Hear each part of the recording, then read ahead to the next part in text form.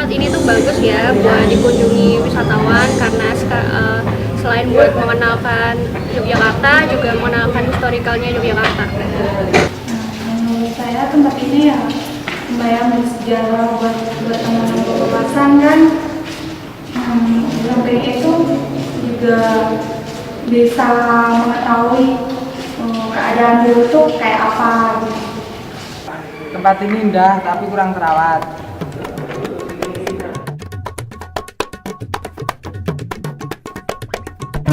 Pasar Ngasom berdiri sejak tahun 1809. Pasar ini dikenal sebagai pasar yang identik dengan burung karena perdagangan burung kurang lebih sepertiga dari luas pasar. Namun setelah mengalami revitalisasi, kini Pasar Ngasom juga banyak menjual cenderamata dan Pasar Ngasom sendiri kini dijadikan salah satu jalur masuk menuju Taman Sari.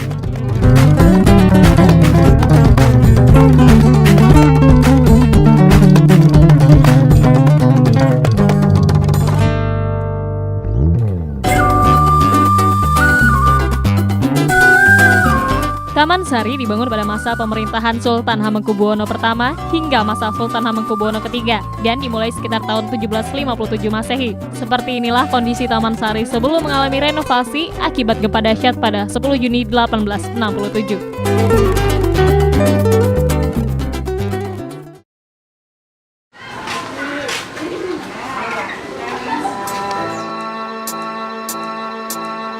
Walder Castle atau Pulau Kenango merupakan sebuah pulau buatan yang dahulu berada tepat di tengah-tengah segaran atau danau. Sesuai dengan namanya, tempat ini banyak ditumbuhi dengan tumbuhan kenanga, sehingga dikenal dengan sebutan Pulau Kenango. Dari jauh, gedung ini seperti mengambang di atas air, oleh karenanya tidak mengherankan jika kemudian Taman Sari dijuluki dengan nama Istana Air atau Water Castle. Dahulu, gedung Pulau Kenongo ini dijadikan Sultan sebagai salah satu tempat istirahat dan tempat untuk melihat keindahan kawasan Keraton Yogyakarta. Dibangun oleh arsitektur Portugis yang bernama Demang Tenggis di tahun 1758 hingga 1765. Jadi itu ada jendela-jendela di mana atas sama bawah dan bagian timur berhubung ini tertutup bangunan ruangan, di mana itu ada 4 lokasi. Di mana 5 lokasi itu digunakan. Satu, bagian bawah itu ruang gamelan, tengah itu ruang sendratari, dan ruang meeting keluarga, terus ruang makan. Satu lagi masih ditambah dengan ruang belajar khusus anak-anak. Bagi anak-anak perempuan kita di mana belajar membatik, dan anak laki-laki belajar bela diri dan memahat. Nah, itulah ruangan bagian Pulau Kenongo.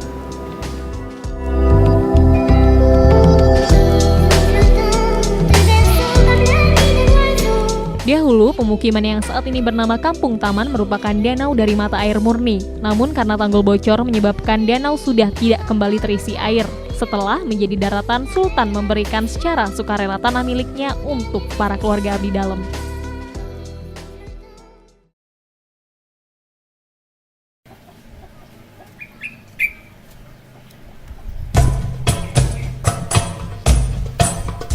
Kalau di masjid bawah tanah, itu dulu bertingkat dikarenakan di bagian atas itu khusus jamaah laki-laki dan di mana bagian bawah khusus jamaah perempuan. Nah, ini yang dimana banyak orang mendapat cerita tembus Parangtritis itu sebetulnya di masjid bawah tanah itu khusus buat penyeberangan para jamaah perempuan, karena dulu jamaah perempuan itu justru ditaruh di bawah.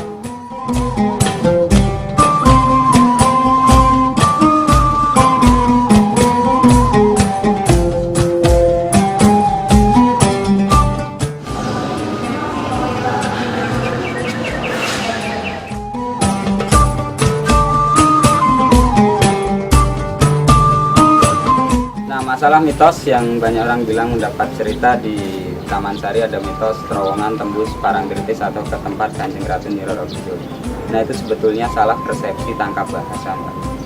Di mana di dalam itu ada ruangan yang ditutup koral. Itu dulunya tembus ke selatan Danau Buatan, bukan ke pantai selatan. Yang dimana orang tua kita dulu menggunakan bahasa Jawa, yaitu Kidul Segaran, bukan Segoro Kidul. Nah, itulah bahasa yang sebenarnya terjadi, itu tembusnya di pintu utama Taman Sari. Terus ada satu terowongan lagi yang dinamakan Urung-Urung dan juga menuju Pulau Panembung atau Sumur Gumantung. Itu semua ada di bagian bangunan Taman Sari.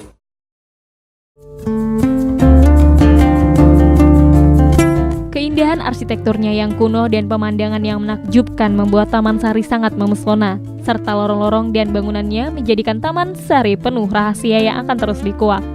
Terowongan ini pula biasa digunakan Sultan dan pengawalnya sebagai tempat untuk bersembunyi dari serangan musuh dan sebagai jalur penyeberangan menuju kolam pemandian.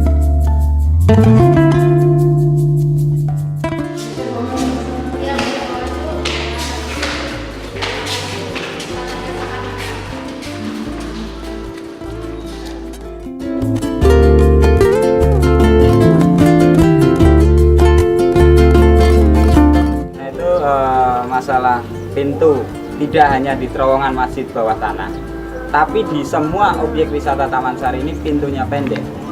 Bukan karena Sultan atau Raja kita dulu pendek.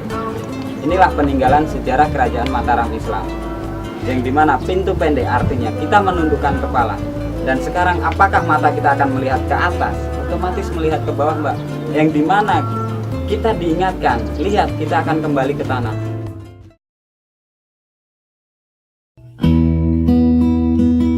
Untuk memasuki tempat pemandian keluarga kerajaan, wisatawan dapat membayar tiket seharga Rp3.000 saja. Sedangkan bagi wisatawan mancanegara dibebankan tiket seharga Rp7.000.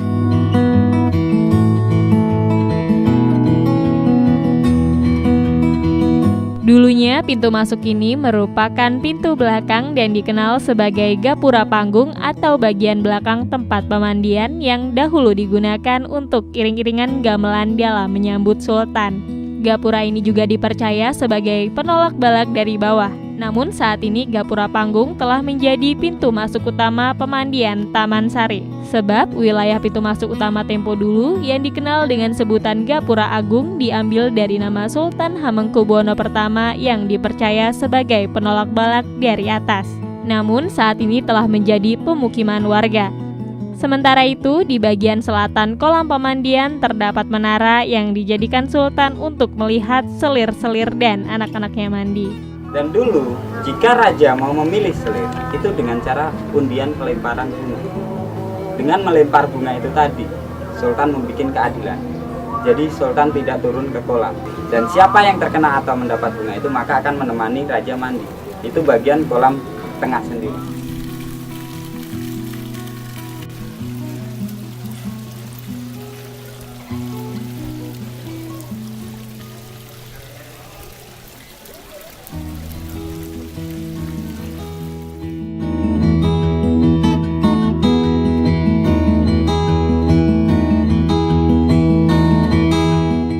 Sebetulnya bukan masalah laki-lakinya.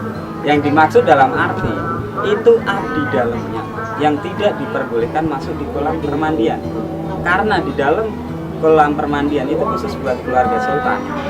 Jadi di situ yang bisa masuk hanyalah para abdi dalam perempuan. Dan satu lagi ada ruangan meditasi raja ketemu dengan Kanjeng Ratu Nyi Roro Kidul, yaitu dinamakan Pesarian atau tempat istirahat.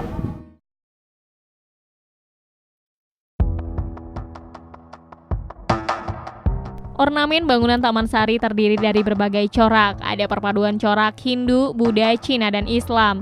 Tempat yang berada di sebelah selatan bangunan kolam pemandian ini selain sebagai ruang meditasi ataupun bersemedi, konon menjadi tempat Sultan bertemu dan berbagi cerita dengan Nyi Roro Kidul. Nyi Roro Kidul sendiri dipercaya warga setempat sebagai jin baik yang membantu berdirinya dan mengkokohkan keseluruhan bangunan Taman Sari. Sayangnya, kini terdapat beberapa bangunan saja yang masih terlihat utuh. Selebihnya hanya tersisa puing-puing bangunannya saja. Dan bahkan ada beberapa bangunan yang sudah tidak ada. Sepatutnya lah kita menjaga serta melestarikan bangunan seperti ini yang memiliki nilai sejarah sebagai aset kekayaan bangsa.